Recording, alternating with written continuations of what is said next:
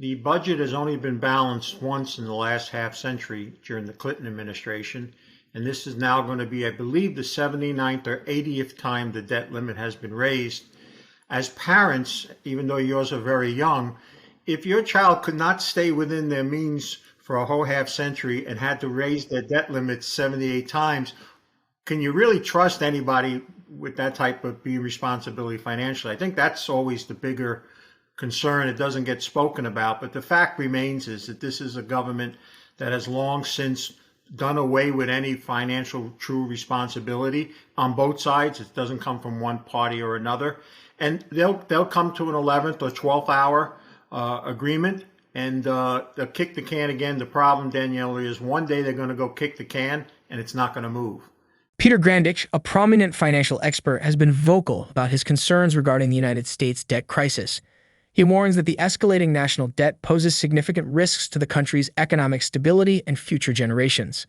The United States is currently facing a critical challenge known as the debt ceiling crisis. The debt ceiling is a statutory limit on the amount of debt the U.S. government can accumulate to finance its operations and meet its obligations. When the government reaches this limit, it must seek authorization from Congress to increase the debt ceiling. The debt ceiling crisis arises when there is a political deadlock or delay in raising the debt ceiling, which can lead to severe consequences for the country's financial stability. Failure to raise the debt ceiling would mean that the government cannot borrow additional funds to pay for its obligations, including paying salaries to federal employees, funding social programs, servicing existing debts, and meeting other financial commitments. The consequences of not raising the debt ceiling can be dire.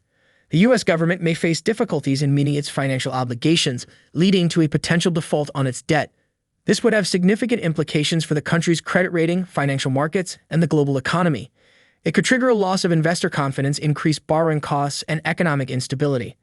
The debt ceiling crisis often becomes a contentious political issue, with debates and negotiations taking place between political parties. Disagreements over spending priorities, fiscal policies, and the role of government can lead to prolonged discussions and delays in raising the debt ceiling. To address the debt ceiling crisis, Congress must pass legislation to increase or suspend the debt limit. This usually involves bipartisan cooperation and agreement between the executive and legislative branches. In the past, there have been instances of last-minute deals to avoid default, but the uncertainty and brinkmanship surrounding these negotiations can create market volatility and economic uncertainty. Critics argue that the debt ceiling is an outdated and unnecessary mechanism that creates unnecessary risks to the economy. They argue for reforms that would eliminate or revise the debt ceiling process to avoid recurring crises. However, proponents of the debt ceiling emphasize the importance of fiscal responsibility and ensuring government accountability in managing public finances. Before we listen more to Peter Grandich, please smash the like button and subscribe to the channel if you are yet to do so.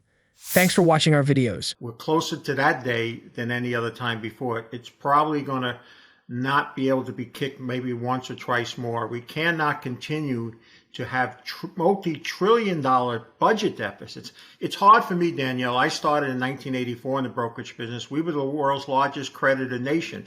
And if anybody said to me then, Peter, 40 years later, you're going to be having an interview and be talking about potentially now in the next 10 years, $50 trillion in hard debt, not counting Medicare, Medicaid, and Social Security, it just boggles the mind, and there's really no financial responsibility anymore, not only just in federal government, but on many state and local levels as well. If people would just try to understand what a trillion means, and we have 32 trillion of them right now in debt, we're getting to the point, Daniela, and it's serious, and this isn't scare tactics. I don't have some hard asset thing to sell or want people to buy some guns or ammo from me.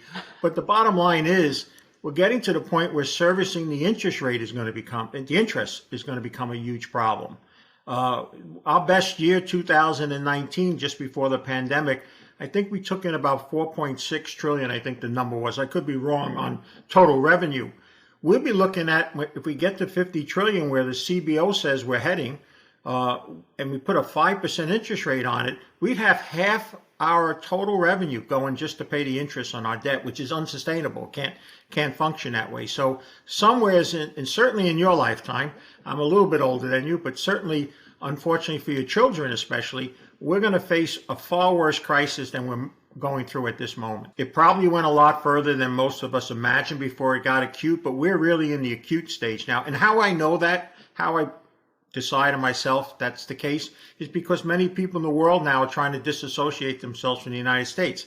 That's why there's such a movement to join the BRICS and other things like that nature, because people realize the end is in sight now, and they don't want to be forced down with it. They want to swim further enough away from the sinking Titanic, so when it goes down, they're not taken with it. Well, I'm certain during the Roman times, there were Roman leaders that said, don't worry about it, we're going to be kings forever. And I'm certain there were people in Great Britain that once said, hey, don't worry about it, we're always going to be the world leader. I don't know if it's going to be a total change. I don't know if we're going to get a total replacement. I can tell you this, which I'm certain in my own heart, is that we are going to have competition. We've already seen the dollar erode in terms of how much it's used over the last 10 or 20 years. It's going in the wrong direction. This particular administration, I think, has helped accelerate it to the direction. So whether or not it's a formal change or just a competition, there's no question about it. And this is a thing that most financial advisors, I find, cannot decipher. They don't understand the geopolitical ramifications on what's happening. Just look at the Middle East. It wasn't too long ago when it was at least acted like we were welcome in open arms. We're not anymore. We're seeing countries that weren't even speaking to each other coming together because they want to move away and disassociate with the United States. And that's just one part of the world. We can go in other areas. So the geopolitical ramifications are just as severe as the potential monetary ramifications that's coming down the pipe. Well, they haven't managed to do really anything right for several years now. Let's just think about it, just starting from the pandemic. When they flooded the economy with all sorts of money, and there was political pressure bar none for them to do so. It's economics 101 if you ever studied money, that you can't put all that money into a system and not expect we're going to have some inflation from it down the road. Then, of course, the battle for supply has become acute. People realize that all the things that we think and would be readily available weren't, so that helped rise prices. But then let's not forget they actually had a chance to act, and instead they said, no, there really isn't. They used a word that I'm certain has been taken out of the dictionary down at the Fed, and that's transitory. We'll never hear a Fed official use that word again in our lifetime. They missed it there too. And then when they did start to raise interest rates, are they telling me that they had no idea that these banks like SVB and others are out there with substantial paper losses? Because after all, they're supposed to monitor them and be following it.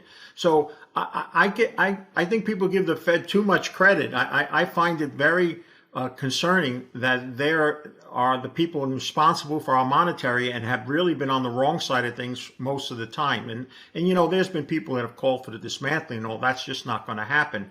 But I can tell you that I would certainly listen to more private forecasters that I follow before I listen to anybody and believe what I'm hearing from the Fed is the truth. One of Grandich's main concerns is the potential impact on future generations. He believes that the increasing debt load will place a heavy burden on future taxpayers who will be responsible for repaying the accumulated debt and interest. This could lead to reduced economic growth, limited investment opportunities, and a decline in the overall standard of living. Moreover, Grandich highlights the risks associated with the United States' reliance on foreign investors to finance its debt. He asserts that this reliance creates vulnerability, as any significant change in investor sentiment or a loss of confidence could result in higher borrowing costs for the government, further exacerbating the debt crisis. The United States debt ceiling crisis is a significant challenge that requires careful attention and resolution. The consequences of a failure to raise the debt ceiling can have far-reaching implications for the country's financial stability and global economic stability. Addressing the debt ceiling crisis requires political cooperation and responsible fiscal management to ensure the continued functioning of the government and the well-being of the economy. In conclusion, Peter Grandich raises valid concerns about the United States debt crisis and its potential long-term implications. His calls for responsible fiscal management, addressing the structural issues contributing to the debt, and raising public awareness serve as important reminders of the need to address this critical issue to ensure the country's economic stability and the well-being of future generations. What do you make of the United States' high level of debt? Do you believe it is sustainable? Let us read your opinion in the comment section below. Thanks for watching.